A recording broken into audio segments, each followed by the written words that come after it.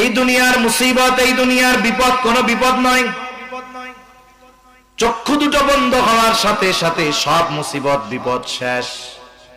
এত টাকার দরকার, এত সম্মানের দরকার, গাড়ি দরকার, বাড়ি দরকার, সম্পদ দরকার, বলেন তো চোখ বন্ধ হয়ে গেলে আর কিছুর দরকার হবে নাকি?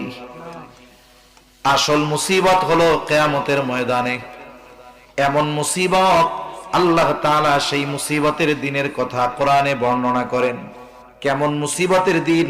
আমার আগেও হযরত একটু টাচ দিয়ে গেছে যে বিবস্ত্র অবস্থায় মানুষ উঠবে, কেউ কারো দিকে তাকানোর বিষয়টা চিন্তাও করবে না।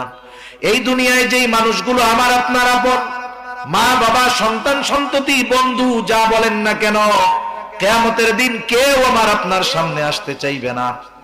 আল্লাহ তাআলা কোরআনুল কারীমের মধ্যে বলেন, ইয়াউমা ইয়াফিরুল মারউ মিন আখিহি ওয়া উম্মিহি ওয়া আবিহি ওয়া সাহিবাতিহি ওয়া বানিহি লিকুল্লি